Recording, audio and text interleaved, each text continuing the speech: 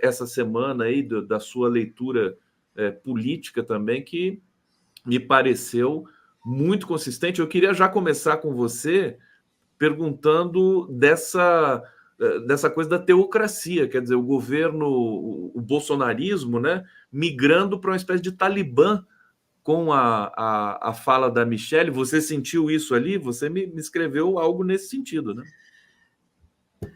Eu confesso que acabei tendo que chegar meio na hora, eu não peguei a conversa de vocês dois, tá? Mas sobre essa questão da manifestação de domingo, Gustavão, primeiro saudar você, saudar o público, mas assim, eu tenho uma visão meio parecida com a do Horta, que geralmente é um pouco mais pessimista e mais cauteloso, né? Epa, deu uma travada aqui. Voltou? Tá tudo bem. Tá. Mas no sentido de que eu acho assim que a direita não pode, a extrema direita não pode ser subestimada, né? Eu acho que eles de alguma forma ainda têm muito o que incomodar. Eu digo que o partido político mais organizado no Brasil, infelizmente, são as Forças Armadas. E no guarda-chuva das Forças Armadas tem, inclusive, as polícias militares e agora esse apoio que você mencionou, muito maciço, uma integração entre elas e as igrejas neopentecostais de uma certa vertente, né? Eu gostei muito de umas análises que eu vi sobre esses aspectos meio teológicos, né, que fundamentam essa postura política por parte das igrejas. É um negócio bastante preocupante. Mas, enfim, então, assim, a minha postura é uma postura de cautela, e eu acho, assim, que, como eu comentei com você, eu estou um pouco,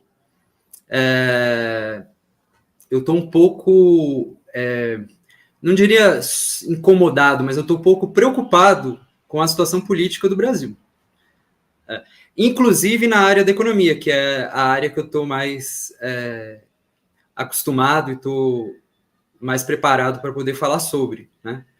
Eu acho, assim, não sei se você viu hoje, durante essa semana houve a reunião do G20, aqui no Brasil, em São Paulo, e acho que, no geral, a participação do Brasil e a liderança do Haddad foram muito boas, mas me parece que existe uma percepção um pouco equivocada da própria esquerda e eu acho que especialmente do governo sobre o que está acontecendo. Na minha visão, se criou muita expectativa e agora não está muito fácil lidar com essa expectativa. Eu não sei se você está sabendo, mas existe uma demanda muito grande por parte de várias categorias de serviço público e existe uma chance muito grande de começar a pipocar greves. Já está pipocando, né? Já está pipocando. Já está pipocando, mas o que está acontecendo? O que acontece é que não existe espaço fiscal para o aumento que as pessoas gostariam, que talvez até fosse justo. Por outro lado, o governo, na minha visão, começou de maneira um pouco equivocada do ponto de vista político, porque ele concedeu aumentos substanciais justamente para quem não gosta do governo, que foi a Polícia Rodoviária Federal, né, emblemática, né, nesse processo todo, e também a Polícia Federal. O que acontece? Esses órgãos, essas carreiras que têm mais poder de barganha, são justamente as que têm mais grana, que já recebem um salário maior. E aí, o que acontece? Elas estão conseguindo alguns aumentos e não vai ser possível, só que elas são em número reduzido, é uma elite, são poucas pessoas. Elas vão conseguir certos aumentos e vão deixar as pessoas extremamente frustradas, porque as pessoas não vão conseguir esses aumentos. Então, a tendência é haver, durante esse ano eleitoral, nesse aspecto dos servidores públicos federais, muita insatisfação. É o que eu estou percebendo por vários lados. Eu acabei de ver, por exemplo, a manifestação dos próprios professores das universidades federais, que eu faço parte, né? E assim, eu pessoalmente nem sou favorável a fazer a greve nesse momento, mas eu não consigo defender uma situação em que os técnicos administrativos da universidade, que são das carreiras que menos recebem, não vão ter aumento nenhum, enquanto a Polícia Rodoviária Federal teve um aumento tão substancial. Então, eu acho que... Está dizendo que está chegando aí uma greve das federais, né? Que não é novidade. Mas não acho que é só das federais. Acho que é só das federais, não. Eu acho que vai ter greves no serviço público. No serviço público, de maneira geral. Eu acho que está se gestando um processo de bastante insatisfação na base do governo. É para isso que precisa de inteligência, que é uma coisa que o governo, infelizmente, não tem ainda. Desculpa, eu vou insistir aqui, porque a ABIN e GSI Exato. São ninhos de conspiração contra a democracia, né? Desculpas, deve ter gente competente ali dentro, tudo mais, mas tudo que chega para a gente, da ABIN e do GSI, é negativo. E para informar o governo, falar, olha, tá vindo uma greve aí, tá vindo um negócio aí. Mas não só isso, eu acho que a própria interlocução, porque assim, é um governo que tem proximidade com esses movimentos todos. Eu acho que está faltando um pouco mais de interlocução. Isso, interlocução. E se posicionar melhor, porque assim, é claro que as pessoas não querem que o Bolsonaro volte, é óbvio. Mas as pessoas se esquecem e elas vão começar a protestar. Elas vão começar a protestar, ainda que a consequência disso possa ser muito nefasta. Então, eu acho que a gente tem que achar um certo equilíbrio aí, para que a coisa não degringole. E acho também, mesmo do ponto de vista do Haddad, que eu costumo defender, e eu acho que tem, em geral, uma postura muito correta em relação aos mais diversos assuntos, mas eu acho que se está criando expectativa demais. E eu não estou com essa expectativa tão elevada, e eu acho que não é prudente a gente ter uma expectativa tão elevada em relação ao desempenho da nossa economia, apesar de eu achar que a gente está tomando muitas medidas corretas. Mas a questão é a seguinte, que essas medidas não são ainda o suficiente para a gente conseguir o que a gente quer. Talvez, inclusive, nesse governo ainda não se tenha condições políticas para o que a gente precisa. E eu posso até falar um pouco mais sobre isso. Perfeito. Deixa eu começar, então, te perguntando o que você achou do resultado da arrecadação de janeiro, que foi recorde, né? 280 bi, teve resultados já aí da taxação dos fundos offshore e tudo mais. Foi bom? É interessante? O que sinaliza isso para você? Eu acho difícil da gente analisar agora. É óbvio que é bom, é óbvio que é bom, não tem como dizer que é ruim, mas não dá para avaliar a extensão. Em primeiro lugar, por isso que você falou. Existe uma parte da taxação dos fundos offshore e fundos fechados que tem a ver com uma incidência única, principalmente dos fundos offshore, porque eles nunca foram taxados, e se eles anteciparem a taxação de todo o estoque de uma vez, até acho que agora março ou abril, eles pagam uma alíquota menor. Então, muito do que entrou em janeiro foi isso. Mas isso acontece só uma vez. Depois, óbvio, vai ter uma incidência, mas ela vai ser muito menor, porque aí vai ser no fluxo, não mais no estoque, tá certo? Então, assim, não dá para avaliar. Eu acho que ainda não por tudo que foi avaliado ano passado, ainda não é suficiente para o déficit zero. Não acho que ainda é suficiente para o déficit zero, tanto é que as medidas estão ainda sendo buscadas pelo próprio Haddad, corretamente, tentando, né, diminuir o chamado gasto tributário, que vai para os grandes capitalistas, para os super ricos, né, em geral. Mas eles têm a proposta do Haddad no G20 foi fantástica, né? Agora... A proposta do Haddad no G20 foi fantástica, mas, assim, ainda existe uma resistência de alguns países, e eu acho que é algo, como ele mesmo falou, eu acompanhei de perto. Não só as declarações do próprio Haddad, mas também as declarações da secretária de Tesouro dos Estados Unidos. Eu acho o seguinte, ele está criando o que ele chama de um terceiro pilar. Já existe um pilar de tributação internacional sobre a renda, né? E isso já está sendo implementado. Ele está querendo criar um pilar sobre a riqueza, o estoque de riqueza. Talvez seja através de uma taxação da própria riqueza, ou talvez seja taxação da herança, que não existe um mínimo de taxação da herança nos diversos países. E aí alguns capitalistas levam a sua riqueza para o país que paga a menor taxa de herança para poder transmitir a sua herança para os seus herdeiros, né? Assim, eu acho isso tudo positivo, mas o que me assusta é o seguinte: existe toda uma vontade, e existem medidas corretas no sentido da gente voltar a ter uma indústria mais vigorosa, o que eles chamam de processo de reindustrialização, ou neoindustrialização. E esse programa que foi lançado há um tempo atrás, e que, de uma certa forma, é uma consolidação de programas anteriores, a própria Haddad reconheceu isso, e, de uma certa forma, ainda está faltando um detalhamento, mas vai na direção correta, ele gera essa expectativa de que o Brasil possa interromper um ciclo que vem dos últimos 30 anos, desde do governo Collor, de diminuição da participação da indústria brasileira em relação ao PIB. Hoje em dia, Gustavão, nós temos um percentual da indústria em relação ao nosso PIB menor do que a média mundial. Nosso percentual é cerca de 11%, enquanto a média mundial é 16%. Então, nem na média mundial a gente está. De indústria é um dado meio que assimétrico, né? Por exemplo, você pegar o dado da China ou dos Estados Unidos, quanto que daria a indústria? A China é dos maiores, é gigantesca, 28% do PIB dela é industrial. Estados Unidos, você lembra? Os Estados Unidos é parecido com o Brasil, mas tem uma diferença muito grande. Os Estados Unidos é um país muito rico, tá certo? Então, 11% do país riquíssimo com os Estados Unidos é muito maior do que... Tecnologia não entra na indústria? Além disso, existe também um problema de taxonomia, porque parte do que era considerado indústria foi para o que é chamado de serviços modernos. Então, por exemplo, a parte de design, a parte de tecnologia de informação, hoje em dia é considerada uma área de serviço e não uma área de indústria. Então, se você incluir isso, realmente daria mais, né? O percentual seria maior. Essa é uma das razões também porque a renda per capita nesses países é mais alta, porque eles têm esses serviços, digamos assim, que são conhecidos como serviços modernos, né?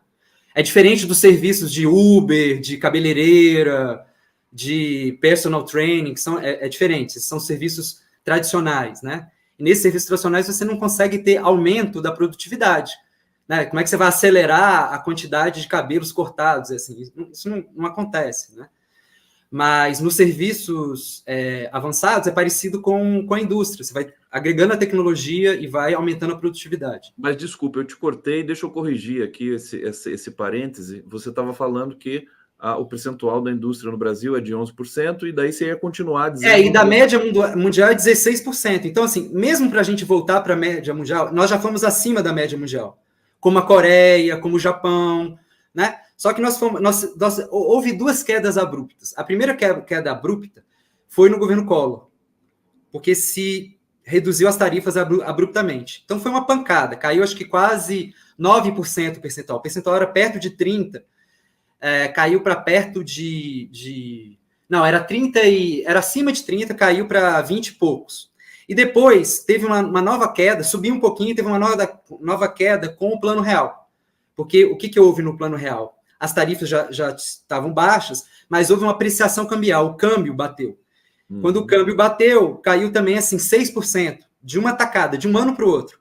Se você olhar no meu artigo, tem uma referência lá que você clica e tem o gráfico.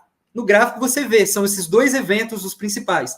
Depois disso, houve uma recuperação no início do governo Lula, porque o câmbio deu uma recuperada, e aí a nossa indústria deu uma recuperada, mas depois, paulatinamente, caiu desses 15%, 16%, foi caindo para hoje 11%. Então, por que eu estou falando isso? Que me assusta um pouco as promessas, né? Esse artigo aí. Inclusive, teve uma reação a esse artigo aí no GGN. Se você for embaixo, teve 3 pessoas que comentaram, e é interessante porque eu respondi, você vê que as pessoas... É um dos temas que mais gera polêmica, tá certo? O Fernando Haddad, Gustavo, estava falando sobre o anátema, que é falar sobre taxação de riqueza no mundo. É um tema meio que proibido. Tá certo? Taxação de riqueza no mundo é um tema meio que proibido. Não sei se você chegou a acompanhar as declarações do próprio Haddad ontem, fechando... Você teve oportunidade de... Eu não consegui ver, não consegui. Certo. Mas ele falou isso, ele falou que é um anátema, não parece um tema proibido, tá certo? Parece que não se pode falar sobre taxação de riqueza no mundo. Eu digo que no Brasil o tema proibido é falar sobre política cambial. É proibido. E eu acho que a gente tem que abrir esse debate. Eu nem espero, viu, Gustavo? Eu nem espero que a gente consiga fazer isso nesse governo. Eu acho que não tem condições políticas. Mas se nós não abrirmos se nós não abrirmos o debate, não abrirmos um diálogo, jamais a gente vai conseguir construir as condições políticas. Eu estou vendo que você está bastante preocupado com a questão cambial, inclusive é o título do teu artigo, né? Esse último artigo. O câmbio, Haddad, o câmbio mata. Deixa eu até explicar um pouco esse título. Deixa eu explicar esse título. Esse título é uma referência para quem é ligado a essa área, principalmente economistas, sabem que existe uma frase famosa do velho economista já falecido, Mário Henrique Simonsen. Não sei se vocês conhecem o Mário Henrique Simonsen, mas é um cara famoso na economia brasileira, foi ministro na ditadura, etc. E ele dizia que a inflação aleja, mas o câmbio mata. E aí eu só coloquei a segunda parte. Eu senti um intertexto ali, mas eu não recuperei a fala do Simonsen. Mas é por isso, é porque é para chamar um pouco de atenção e porque realmente mata. Assim, eu acho o seguinte, tudo que está sendo feito, tanto na reforma tributária, viu, Gustavo? Vai na direção certa, realmente a própria secretária do Tesouro agora, durante o G20, elogiou o Haddad como um feito histórico. É tudo muito bom, só que não é suficiente. Por quê? Porque tem condições que são necessárias, são decisivas. É necessário a reforma tributária? É necessário. A reforma tributária estava atrapalhando o Brasil, mas também é necessário cuidar do câmbio. Quais são os países que se desenvolveram? E aí eu até faço referência no meu artigo a uma entrevista de um cara que é super mainstream, que foi do FMI, que é professor na Califórnia, o Michael Dudley. Ele fala o seguinte: qual foi a única estratégia que funcionou para todos os países? Para todo. Portanto, se funcionou para todos os países, significa que deve ser uma estratégia importante, deve ser uma condição necessária. Não é suficiente, mas é uma condição necessária. Qual é essa condição necessária em todos esses países? A questão do câmbio. Você não deixar a moeda desvalorizar, valorizar demais e tornar os nossos produtos caros demais e os produtos importados baratos demais, porque isso acaba com... E nem deixar desvalorizar também muito, né? Deixar desvalorizar é mais problemático para a inflação, mas mudanças bruscas. Mas desvalorizar não tem problema nenhum. Mauro, deixa eu fazer aqui uma pausa de arrumação, até porque você tem muita informação, muito conteúdo, e nosso tempo não vai ser tão vasto assim. Nós temos aqui 10 minutos pela frente. E eu quero... Bom, deixa eu só trazer o comentário da Rosimeire Rocha. Entende quando os alimentos estão caros? Sim, estão caros, mas eu acho que baixou muita coisa, né, do governo anterior para cá. Mauro Patrão... A inflação se reduziu. O problema é que os alimentos foram os que tiveram inflação mais elevada, realmente. Mais elevada, né? Carlos França, que tal explicar o que é política cambial para os presentes? Espera aí que o Mauro vai explicar. E eu estou colocando aqui na tela o artigo do Mauro, que é Haddad, o câmbio mata, que está publicado no GGN, do nosso querido, glorioso Luiz Nassif. Está aqui, eu coloquei o link no bate-papo para vocês acessarem e lerem. Porque o artigo do Mauro, aliás, cada artigo que você escreve, um é melhor que o outro. Inclusive, eu sugiro as pessoas, se quiserem, entrarem no meu perfil na revista Fórum. Lá tem os 4 artigos. Ah, é? Os 4 artigos organizados. E é legal as pessoas que tiverem mais interesse, que eu estou tentando ser bem didático, bem passo a passo, desde o início. E são 4 artigos com a temática Haddad. Haddad isso, Haddad aquilo. São isso, 4... tem uma sequência, né? É uma sequência legal. São artigos curtos, mas que eu acho que ajudam as pessoas a entenderem o que está acontecendo. Eu vou colocar, mas eu posso explicar. Então, desculpa, Mauro, eu vou colocar o link para os 4 artigos teus que estão publicados na revista Fórum. Está aqui, já coloquei no bate-papo, vocês podem acessar. E eu recomendo fortemente, né? Que o trabalho do Mauro tá realmente incrível. Revistaforum.com.br, autor Mauro Patro. Eu gostei do Patro aqui, latino, né? Aquela coisa, Patros. Ô, Mauro, você consegue explicar aqui para o nosso público o que é esse bicho política cambial? Não, consigo. Política cambial significa haver algum controle no câmbio para cima ou para baixo. O câmbio é basicamente o valor do dólar em real, a cotação do dólar em real, ou ao contrário, a cotação do real em dólar, tá certo? Por que isso é muito importante? Porque quando o real ele fica muito forte em relação ao dólar, é ótimo para nós, do ponto de vista de consumidores. Fica muito mais barato para comprar produto importado, fica muito mais barato viajar para fora. Mas qual o problema? Nós não somos, Gustavão, nós não somos apenas consumidores. Para nós sermos consumidores, nós temos que produzir. Alguém tem que pagar o nosso salário, tá certo? E para termos salários bons, nós temos que ser bons produtores. Nós somos trabalhadores também, tá certo? Para nós sermos trabalhadores, nós precisamos de um câmbio que faça com que os nossos produtos não fiquem tão caros em relação aos produtos importados. Então, tem um certo equilíbrio em relação a isso. Então, a política cambial tem a ver com isso. Você tanto pode controlar o câmbio para o real não valorizar muito, como para o real não depreciar muito. Para mim, o importante é um dos lados. É do câmbio flutuante e câmbio não flutuante. O Brasil usa o câmbio flutuante, né? Mas não só isso. Você pode ter um câmbio flutuante com algumas proteções. Okay. Existem várias modalidades. Você pode ter um câmbio fixo, que é o que a gente teve durante o governo do Fernando Henrique, e, na verdade, no primeiro mandato, e acabou numa desvalorização abrupta, chamado de estelionato cambial, estelionato eleitoral. Cambial e eleitoral, né? Exato. Mas eu não defendo isso. Eu acho que dá para você combinar o câmbio flutuante com uma proteção em relação à apreciação excessiva da moeda. Não dá para a gente viver de ilusão, achar que a gente agora tem um câmbio tão apreciado que a gente pode ir como japoneses, comprar tudo em Paris. Não, isso não é verdade. Isso a gente quebra a cara, certo? Então, precisa de haver um certo equilíbrio. E eu ofereço uma primeira proposta no final do meu artigo em relação a que tipo de política cambial que a gente pode oferecer, que mantenha o câmbio flutuante, mas ofereça uma proteção mínima para os nossos industriais, né? A agricultura brasileira, a mineração brasileira não tem muito problema, ela já tem altíssima produtividade. Mas o problema é que não dá para um país desse tamanho viver com isso. Imagina a gente colocar boa parcela da população brasileira na mineração. A gente vai acabar com o Brasil rapidamente, né? As questões ambientais vão ser... Não tem como. A gente já está, né, tanto na mineração quanto na agricultura, usando bastante dos nossos recursos naturais. A gente tem que ir para qual caminho? Se não é agricultura e mineração, se não são serviços tradicionais, cabeleireiro, Uber, que vão fazer a gente ficar rico, é na indústria, é nos serviços sofisticados. Para isso, a gente precisa do câmbio não estar muito apreciado. Não sei se ficou claro. Ou seja, os preços... Maravilha. Os preços dos importados não podem ser muito... Porque não só a gente não consegue vender para fora, mas a gente não consegue competir com a invasão da China. E aí eu vou te dizer uma coisa, Gustavo, se prepare, o Nassif anda falando sobre isso. Vai ter uma invasão de produtos chineses, mais uma invasão de produtos chineses no mundo, em particular no Brasil. Os países já estão se defendendo disso.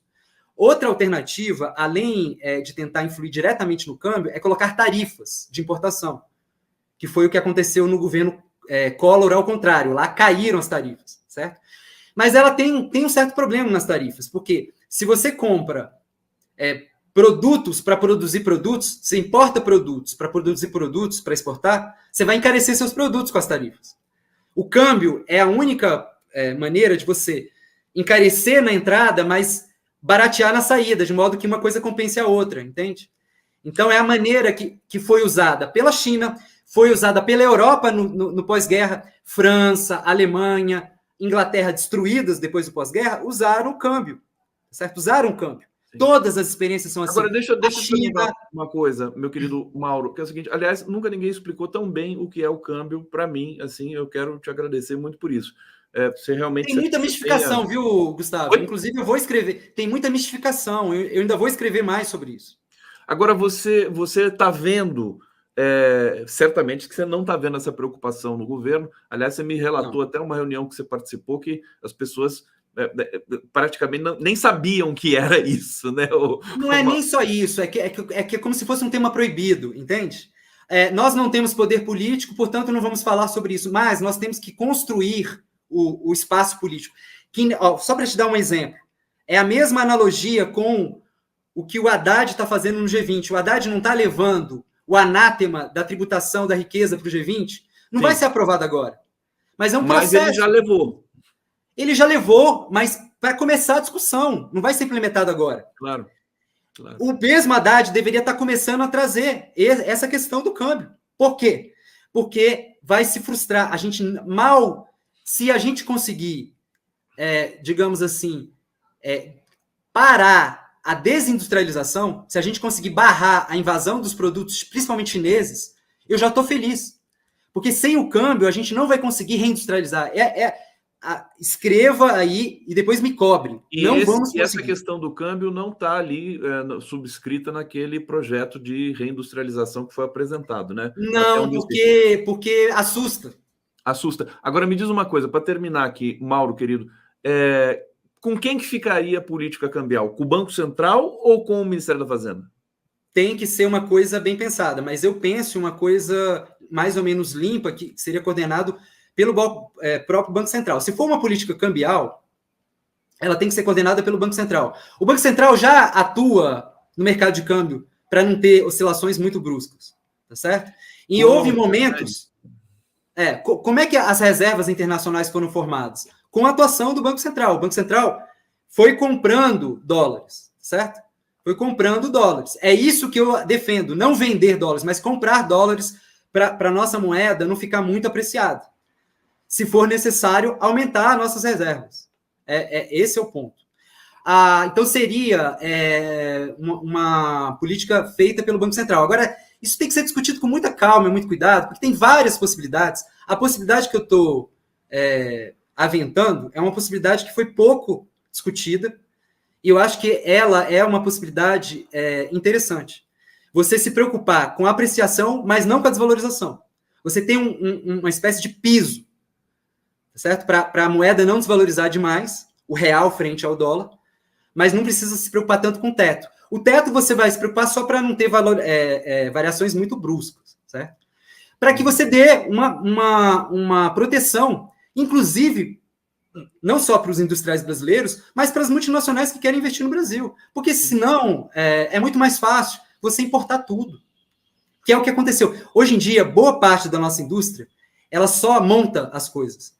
A parte da cadeia está toda externalizada. E para você trazer boa parte da cadeia para dentro, você vai precisar dar um pouco dessa segurança. Agora, é isso. A gente não vai conseguir conversar nisso hoje, até porque acabou o nosso tempo. Claro. Mas é algo que deveria, como o Haddad teve a coragem de levar para o G20 a taxação das riquezas, eu acho que a gente levar para o Brasil. Começar a discutir. Eu não estou falando para fazer nada. Gente, vamos começar a discutir qual foi a experiência de Singapura, qual foi a experiência da Coreia do Sul, qual foi a experiência mais recente da China, qual foi a experiência de todos os países. Então, não dá para... Entendeu? Mauro Patrão, cada vez melhor aqui conosco, explicando essas questões cascudas da economia, trazendo numa linguagem mais acessível para todos nós, o que é muito bom e importante para que a gente possa participar do debate público, né, de maneira mais forte, né, com relação a poder fazer as devidas pressões. O pessoal dos sindicatos está gostando muito das suas participações aqui. Querido Mauro, obrigado. Obrigado a todos que nos acompanharam aqui no 11 News. Continuem com a nossa programação. Semana que vem estaremos de volta. Hoje é sexta-feira, sextou. Cuidado, juízo, todos vocês aí. E a gente se vê. Beber não dirija. Se beber, não dirija, por favor. Tá bom? Valeu, querido. Até mais. Muito bom. Valeu, obrigado.